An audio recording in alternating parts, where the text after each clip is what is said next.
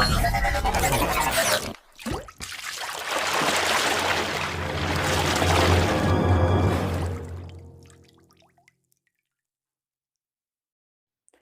everybody, MDC Multidisciplinary Courses for Science.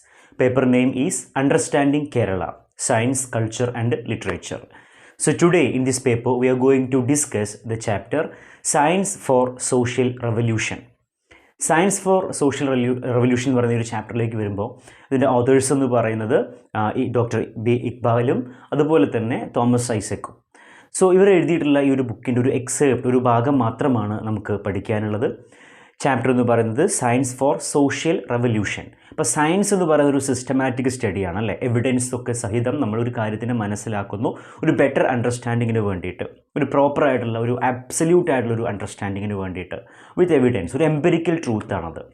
അപ്പോൾ ഈ science എന്ന് പറയുന്നത് പല രീതിയിലും സൊസൈറ്റിയിൽ മാറ്റങ്ങൾ ഉണ്ടാക്കും, സോഷ്യൽ റെവല്യൂഷൻസ് ക്രിയേറ്റ് ചെയ്യും, നല്ല രീതിയിലൊരു മാറ്റം, അപ്ഡേഷൻ ക്രിയേറ്റ് ചെയ്യും.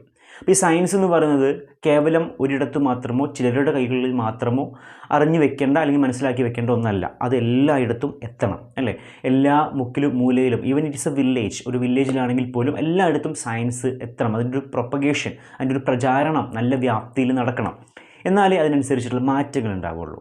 അപ്പോൾ സയൻസ് എന്ന് പറയുന്നത് ആദ്യകാലങ്ങളിലൊക്കെ അതിലുള്ള പല കാര്യങ്ങളും ഇംഗ്ലീഷ് ടേംസ് ആയിരുന്നു, ഇംഗ്ലീഷ് ആയിരുന്നു അതിൽ ഉപയോഗിച്ചിരുന്നത്. പിന്നെ പതുക്കെ നമ്മൾ പോലെ നേറ്റീവ് ലാംഗ്വേജ്, ഫോർ എക്സാമ്പിൾ മലയാളത്തിലേക്കൊക്കെ സയൻസിൻ്റെ പ്രചാരണം വരാൻ തുടങ്ങി. സയൻറ്റിഫിക് പുസ്തകങ്ങളും അതുപോലെ തന്നെ സയൻസിനെ കുറിച്ചുള്ള എസ്സേസും ആർട്ടിക്കിൾസും മറ്റു കാര്യങ്ങളുമെല്ലാം മലയാളം ലാംഗ്വേജിലേക്ക് കൂടി വരാനായിട്ട് തുടങ്ങി. അപ്പോൾ അങ്ങനെ ഒരു പോപ്പുലറൈസേഷൻ അവിടെ കിട്ടി. സയൻസ് എന്ന് പറയുന്ന ആ ഒരു കോൺസെപ്റ്റിന്, ആ ഒരു സബ്ജക്റ്റിന് കൂടുതൽ വ്യാപ്തി അവിടെ കിട്ടുകയാണ്. സോ ഈ ഒരു കാര്യമാണ് ഈ ഒരു ചാപ്റ്ററിൽ ഡിസ്കസ് ചെയ്യുന്നത്. എന്തൊക്കെയാണ് എന്നുള്ളത് നമുക്ക് നോക്കാം. First now let's discuss the chapter. Okay, now let's discuss the chapter. So first of all, beginning of people's science movements, അതിന് ഷോർട്ടായിട്ട് PSM എന്ന് വിളിക്കാം. Started in India as groups to spread science in local language. So PSM start ചെയ്യുന്നത്, ഇന്ത്യയിൽ start ചെയ്യുന്നത് as a group to spread science in local language. അപ്പോൾ ഈ science ഉണ്ടല്ലോ, അപ്പോൾ അതിൻ്റെ ഒരു പ്രൊപ്പഗേഷൻ, അതിൻ്റെ ഒരു പ്രചാരണം, അതിൻ്റെ ഒരു സ്പ്രെഡിങ്, അപ്പോൾ അതിനൊക്കെ വേണ്ടിയിട്ട് ഈ ലോക്കൽ ലാംഗ്വേജിലേക്കുള്ള അതിൻ്റെ സ്പ്രെഡിങ്ങിന് വേണ്ടിയിട്ടാണ് ഇത് സ്റ്റാർട്ട് ചെയ്യുന്നത്. Famous scientist like Satyendra Nath boss encouraged this. അപ്പോൾ ഇതിനെ എൻകറേജ് ചെയ്യാൻ വേണ്ടിയിട്ട്, സപ്പോർട്ട് ചെയ്ത് ഉയർത്തിക്കൊണ്ടുവരാനായിട്ട് സയൻറ്റിസ്റ്റായിട്ടുള്ള സത്യേന്ദ്ര നാഥ് ബോസ് ഉണ്ടായിരുന്നു. By 1950s to 60s, many voluntary groups worked in villages to connect science with development. 1950 to 60 എന്ന് പറയുന്ന ആ ഒരു കാലഘട്ടത്തിൽ ഒത്തിരി വോളണ്ടറി ഗ്രൂപ്പ്സ് ഫോം ചെയ്തു, വർക്ക് ചെയ്തു. എന്തിനാന്ന് വെച്ചാൽ വില്ലേജുകളിലാണ് വർക്ക് ചെയ്തത്. അതെന്തിനാന്ന് വെച്ചാൽ to connect science with development. അപ്പോൾ സയൻസും സയൻസിൻ്റെ ഡെവലപ്മെൻറ്റുമായിട്ട് കണക്ട് ചെയ്യാനും അതിൻ്റെ ഒരു പ്രോഗ്രഷനും ഒക്കെ വേണ്ടിയിട്ട് വില്ലേജുകളിലേക്കൊക്കെ ഈ സയൻസ് എത്തിക്കുന്നതിനൊക്കെ വേണ്ടിയിട്ട് ഈ പറയുന്ന കാലഘട്ടത്തിൽ ഒത്തിരി വോളണ്ടറി ഗ്രൂപ്പ്സൊക്കെ ഫോം ചെയ്തിരുന്നു, വർക്ക് ചെയ്തിരുന്നു എന്നാണ് പറയുന്നത്. ദെൻ കേരള ശാസ്ത്ര സാഹിത്യ പരിഷത്ത്, അതായത് KSSP. That's formed in 1962 at Calicut by science writers. 1962 കാലിക്കറ്റിൽ സയൻസ് എഴുത്തുകാർ ഫോം ചെയ്ത ഒന്നാണ് KSSP എന്ന് പറയുന്നത്. അതിൻ്റെ എയിം എന്ന് പറയുന്നത് spread science to ordinary people in Malayalam. കേരളത്തിൽ അല്ലെങ്കിൽ മലയാളികൾക്ക് ഈ ഒരു സയൻസ് കൂടുതൽ എല്ലാവരിലേക്കും എത്തിക്കുക, അതിൻ്റെ ഒരു സ്പ്രെഡിങ്, ഓർഡിനറി പീപ്പിളിലേക്കൊക്കെ ഒരു സയൻസ് എത്തിക്കുക എന്നുള്ളതായിരുന്നു അതിൻ്റെ ഉദ്ദേശം. അതിൻ്റെ ആക്ടിവിറ്റീസ് എന്ന് പറയുന്നത് സയൻസ് സെമിനാർസും എക്സിബിഷൻസും അതുപോലെ തന്നെ റൈറ്റിംഗ് ബുക്സ്, മന്ത്ലി ഡിസ്കഷൻസ്, അങ്ങനെ ഒത്തിരി ആക്ടിവിറ്റീസും പ്രോഗ്രാംസുകളൊക്കെ ആയിരുന്നു അവർ കണ്ടക്ട് ചെയ്തിരുന്നത്. അവരുടെ സ്ലോഗൻ എന്ന് പറയുന്നത് സയൻസ് ഫോർ സോഷ്യൽ റെവല്യൂഷൻ എന്ന് പറയുന്നതായിരുന്നു slogan. Then reasons for growth of science literature in Kerala. High literacy rate. ഇപ്പോൾ നമുക്കറിയാം കേരളം എന്ന് പറയുന്നത് നല്ല രീതിയിൽ സാക്ഷരതയൊക്കെ കൈവരിച്ച ഒരു സ്റ്റേറ്റ് ആണ് അല്ലേ. And strong schools and libraries, ഒത്തിരി നല്ല സ്കൂളുകളും ലൈബ്രറീസൊക്കെ ഉണ്ട്. Use of Malayalam in education since the Travancore text book reforms, അതായത് 1867. അതായത് use of Malayalam in education, വിദ്യാഭ്യാസത്തിൽ ഈ മലയാളവും മറ്റു കാര്യങ്ങളൊക്കെ ഉപയോഗിക്കാനായിട്ട് തുടങ്ങി ഈ ട്രാവൻകൂർ ടെക്സ്റ്റ് ബുക്കുകളൊക്കെ ഫോം ചെയ്തപ്പോൾ. ഓക്കെ, ട്രാവൻകൂർ ടെക്സ്റ്റ് ബുക്സൊക്കെ റിഫോംസ് ചെയ്തപ്പോൾ. Then journals and news papers supported science writing. അതുപോലെ തന്നെ ഒത്തിരി ജേർണൽസും ന്യൂസ് പേപ്പറുകളൊക്കെ ആ കാലത്ത് സയൻസ് എഴുത്തുകളെ, ശാസ്ത്രീയ എഴുത്തുകളെ, സയൻസ് എന്നുള്ള ഫീൽഡിനെയൊക്കെ പരിപോഷിപ്പിക്കുന്ന രീതിയിൽ, സപ്പോർട്ട് ചെയ്യുന്ന രീതിയിൽ നിലകൊണ്ടു എന്നുള്ളതാണ്. Then national awakening and language. Science in the mother tongue was part of Kerala's independence and identity. അപ്പോൾ സയൻസ് എന്ന് പറയുന്നത് മദർ ടങ്ങിൽ സയൻസ്, അതായത് നമ്മളുടെ മാതൃഭാഷയിൽ സയൻസ് എന്ന് പറയുന്നത് പലരുടെയും ആഗ്രഹമായിരുന്നു. അതെല്ലാവരിലേക്കും ആ രീതിയിൽ എത്തുക എന്നുള്ളത് ഒരു ആഗ്രഹവും ഇഷ്ടവും ഒക്കെ ആയിരുന്നു. And that was A part of Kerala's independence and identity. കേരളത്തിൻ്റെ ഒരു ഇൻഡിപെൻഡൻസ് അല്ലെങ്കിൽ ഒരു ഐഡൻറ്റിറ്റി, അതിൻ്റെ ഒരു മുഖവുരയായിട്ട് തന്നെ അത് മാറി. People wanted Malayalam as the medium for science and government. അപ്പോൾ ആൾക്കാർ മലയാളം ഇഷ്ടപ്പെട്ടു തുടങ്ങി, ആവശ്യപ്പെട്ടു തുടങ്ങി. എന്തിൻ്റെ? സയൻസ് ആൻഡ് ഗവൺമെൻറ്റിൻ്റെ ഒരു മീഡിയമായിട്ട് മലയാളത്തിന് ഇഷ്ടപ്പെട്ട് തുടങ്ങി. അപ്പോൾ അതുവരെയും ഈ സയൻസ് എന്ന് പറയുന്നത് ഏറ്റവും കൂടുതൽ ഉപയോഗിച്ചിരുന്നത് ഇംഗ്ലീഷ് ലാംഗ്വേജ് ആണ്, അതിലേറ്റവും കൂടുതൽ ഉപയോഗിച്ചു വന്നിരുന്നത്. സോ ആ ഒരു ഇംഗ്ലീഷ് ലാംഗ്വേജ് ഇപ്പോൾ ഇംഗ്ലീഷ് അറിയുന്ന ആൾക്കാർക്ക് മാത്രം അത് ഗ്രാസ്പ് ചെയ്യുന്ന രീതിയിലായിരുന്നു. ബട്ട് ലേറ്റർ ഈ പറഞ്ഞ പോലെ കൊളോക്കിയൽ ലാംഗ്വേജ്, അതല്ലെങ്കിൽ ഇപ്പോൾ ഈ പറഞ്ഞ പോലെ പലരുടെയും നേറ്റീവ് ലാംഗ്വേജുകളിലേക്കൊക്കെ സയൻസിൻ്റെ ടേംസും കാര്യങ്ങളും ഒക്കെ എത്തിയപ്പോൾ അത് കൂടുതൽ ആൾക്കാരിലേക്ക് വ്യാപിച്ചു എന്നാണ് പറയുന്നത്. അതിൻ്റെ ഒരു സ്പ്രെഡിങ് എന്ന് പറയുന്ന സംഭവം പോസിബിളായി എന്നാണ് ഉദ്ദേശിക്കുന്നത്. And challenges. ആ സമയത്ത് ഉണ്ടായിരുന്ന ഒത്തിരി ചാലഞ്ചസ് ഉണ്ടായിരുന്നു, വെല്ലുവിളികളുണ്ടായിരുന്നു. അതായത് ഒന്ന്, science mostly in English under British rule. ഞാൻ നേരത്തെ പറഞ്ഞ പോലെ സയൻസ് എന്ന് പറയുന്നത് ഏറ്റവും കൂടുതലും ഇംഗ്ലീഷിലായിരുന്നു. പ്രത്യേകിച്ച് ഈ ബ്രിട്ടീഷ് റൂളിൻ്റെ ഒക്കെ സമയത്ത് ഏറ്റവും കൂടുതൽ സയൻസ് അതിൻ്റെ ഒരു പ്രോഗ്രഷൻ എന്ന് പറയുന്നത്, അതിൻ്റെ ഒരു ഫ്രെയിം വർക്ക് ലാംഗ്വേജ് ഇംഗ്ലീഷായിരുന്നു. അതൊരു വെല്ലുവിളിയായിരുന്നു. Technical words hard to translate. പല ടെക്നിക്കൽ വേർഡ്സുകളും ട്രാൻസ്ലേറ്റ് ചെയ്യുക, നേറ്റീവ് ലാംഗ്വേജിലേക്ക് ട്രാൻസ്ലേറ്റ് ചെയ്യുക എന്ന് പറയുന്നത് that was herculean task, difficult. Then അതുപോലെ തന്നെ conservatives scholars resisted modern science. കൺസർവേറ്റീവായിട്ടുള്ള പണ്ഡിതന്മാർ, സ്കോളേഴ്സ്, അവരൊക്കെ മോഡേൺ സയൻസിനെ എതിർക്കുന്നവരായിരുന്നു. ഇത്തരം വെല്ലുവിളികൾ ആ ഒരു സമയത്ത് നേരിട്ടിരുന്നു. Then science and social reform. Reformers used science against superstition and caste system. നവോത്ഥാന നായകർ അവർ ഈ പറയുന്ന സയൻസിനെ സൂപ്പർസ്റ്റിഷൻ, കാസ്റ്റ് സിസ്റ്റം അതിനൊക്കെ നേരിടാനുള്ളൊരു വെപ്പണായിട്ടൊരു ടൂളായിട്ട് ഉപയോഗിച്ചു.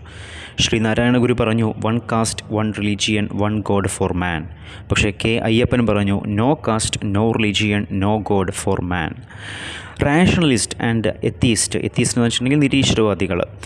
Rationalist and atheist ideas spread with science as support. ഇപ്പോൾ സയൻസിൻ്റെ കൂടെ തന്നെ ഇപ്പോൾ ഈ പറയുന്ന പോലെ തന്നെ എത്തീസ്റ്റ് അല്ലെങ്കിൽ റാഷണലിസ്റ്റ് അവരുടെ ചിന്താഗതികളും ഡെവലപ്പായി എന്ന് പറയുകയാണ്. പലപ്പോഴും സയൻസ് ആൻഡ് റിലീജിയൻ എന്ന് പറയുന്നത് രണ്ടും രണ്ട് ചേരിയിലാണല്ലോ. ഇപ്പോൾ പൊതുവേ നമ്മൾ പറയാറുണ്ട്, ഇപ്പോൾ ഫോർ എക്സാമ്പിൾ സയൻസും അതുപോലെ തന്നെ റിലീജിയനും തമ്മിൽ ഒത്തിരി ക്ലാഷുകൾ സംഭവിച്ചിട്ടുണ്ട്. ഹിസ്റ്ററിയിലേക്ക് അങ്ങ് പോകുകയാണെന്നുണ്ടെങ്കിൽ തന്നെ ഒത്തിരിയുണ്ട്. മനുഷ്യനുണ്ടായത് ഈ പറയുന്ന പോലെ ഹദം ഔവ എന്നുള്ള ഒരു സ്റ്റോറി, ഭൂമിയിൽ നിന്നും സ്വർഗത്തിൽ നിന്നും വിലക്കപ്പെട്ട കനി കഴിച്ച് ഭൂമിയിലേക്ക് പുറന്തള്ളപ്പെട്ട മനുഷ്യൻ്റെ കഥ ആണ് റിലീജിയൻ പറയുന്നതെങ്കിൽ സയൻസ് ചാൾസ് ഡാർവിൻ വന്നാണ്ട് പറഞ്ഞു അങ്ങനെയല്ല, മനുഷ്യനുണ്ടായത് കുരങ്ങന്മാരിൽ നിന്നാണ്, എയ്പ്സിൽ നിന്നാണ് എന്നുള്ള തിയറി അദ്ദേഹം കൊണ്ടുവന്നു, പരിണാമ സിദ്ധാന്തങ്ങൾ കൊണ്ടുവന്നു. അപ്പോൾ അങ്ങനെ ഈ പറയുന്ന സയൻസും റിലീജിയനും തമ്മിലുള്ള ക്ലാഷുകൾ ഒത്തിരി കാലം മുമ്പേ ഉണ്ട്. എന്താണെങ്കിലും rationalist and atheist ideas spread with science as support. Science എന്ന് പറയുന്നത് ഞാൻ നേരത്തെ പറഞ്ഞ പോലെ വാസ്തവ വിരുദ്ധമായിട്ടുള്ള അല്ലെങ്കിൽ എപ്പോഴും വസ്തുതകളിൽ മാത്രം വിശ്വസിക്കുന്ന ഒന്നാണ് സയൻസ് എന്ന് പറയുന്നത്. മുമ്പിൽ കാണുന്ന എവിഡൻസ് വെച്ച് മാത്രം ഒരു കാര്യത്തിന് വിലയിരുത്തുന്നതാണ് സയൻസ് എന്ന് പറയുന്നത്. അതുകൊണ്ട് തന്നെ റാഷണലിസ്റ്റുകളും നിരീശ്വരവാദികളും എല്ലാം അവരുടെ ഐഡിയോളജീസും കൂടി ഇതിൻ്റെ കൂടെ അങ്ങ് വളർന്നു, അല്ലെങ്കിൽ അവരും കൂടി ഇതിനങ്ങ് സപ്പോർട്ട് ചെയ്ത് സയൻസിന് സപ്പോർട്ടായിട്ട് നിന്നു. Then K Ayyappan's 10 verses on science. K അയ്യപ്പൻ്റെ ഇത് ഒരു ചാപ്റ്ററിൽ നമ്മൾ ഡിസ്കസ് ചെയ്തിട്ടുണ്ട്, ഈ 10 വേഴ്സസ് ഓൺ സയൻസ് എന്ന് പറയുന്നത്. അപ്പോൾ അതിനെക്കുറിച്ച് പറയുകയാണെന്നുണ്ടെങ്കിൽ ചുരുക്കി പറയുകയാണെന്നുണ്ടെങ്കിൽ science is the light of the world. അപ്പോൾ സയൻസ് എന്ന് പറയുന്നത് ലൈറ്റാണെന്നാണ് പറയുന്നത്, ലോകത്തിൻ്റെ വെളിച്ചമാണെന്നാണ് പറയുന്നത്. എവറിത്തിങ് എൽസ് ഈസ് ഡാർക്ക്നെസ്, മറ്റുള്ളെല്ലാം എന്താണ്, ഇരുട്ടാണ്. Science is the only way to know truth and nature. പ്രകൃതിയെ അറിയാൻ, ഈ ഭൂമിയെ അറിയാൻ, സത്യത്തിനെക്കുറിച്ച് അറിയാൻ ഏറ്റവും ബെസ്റ്റായിട്ടുള്ള ഒരേ ഒരു വഴി എന്ന് പറയുന്നത് സയൻസാണ്. ഒരു കാര്യത്തിനെ സയൻറ്റിഫിക്കായിട്ട് അപ്രോച്ച് ചെയ്യുകയാണ് എന്നുള്ളതാണ്. It drives agriculture, industry and trade. ഒത്തിരി മേഖലകളിൽ അത് മാറ്റങ്ങൾ സൃഷ്ടിച്ചിട്ടുണ്ട്.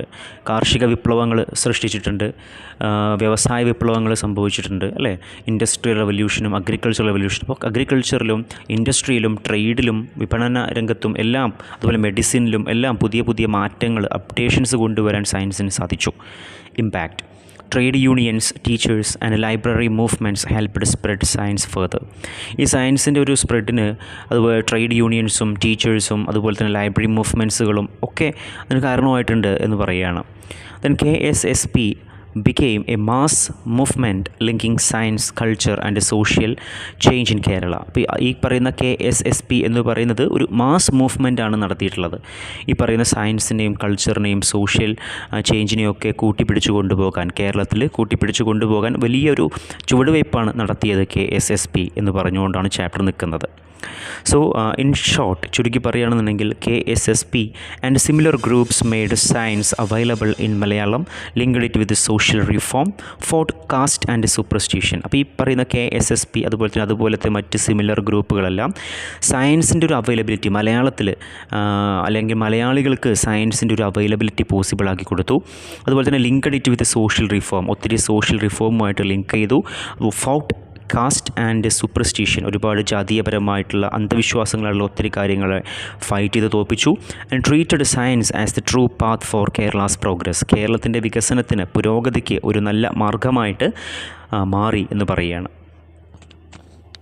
സോ സ്റ്റുഡൻസ്, ഇൻ ഷോർട്ട് ചുരുക്കി പറഞ്ഞതുപോലെ തന്നെ സയൻസ് ഫോർ സോഷ്യൽ റെവല്യൂഷൻ എന്ന് പറയുന്ന ഈ ഒരു ചാപ്റ്ററിൽ KSSP, അതായത് കേരള ശാസ്ത്ര സാഹിത്യ പരിഷത്ത്, എത്രത്തോളമാണ് അതിൻ്റെ ഒരു ഇടപെടൽ, അതുപോലെ തന്നെ ഈ പറഞ്ഞതുപോലെ തന്നെ സയൻസ് കൂടുതൽ അതിൻ്റെ ഒരു പോപ്പുലറൈസേഷന് വേണ്ടിയിട്ട്, മലയാളം ലാംഗ്വേജിലേക്ക് കൊണ്ടുവരാൻ വേണ്ടിയിട്ട്, നേറ്റീവ് ലാംഗ്വേജിലേക്ക് കൊണ്ടുവരാൻ വേണ്ടിയിട്ട് എന്തൊക്കെ ഇടപെടലുകൾ നടത്തി, എത്രത്തോളം അത് വിജയകരമായി തുടങ്ങിയ കാര്യങ്ങളൊക്കെയാണ് ഇവിടെ ഡിസ്കസ് ചെയ്യുന്നത്.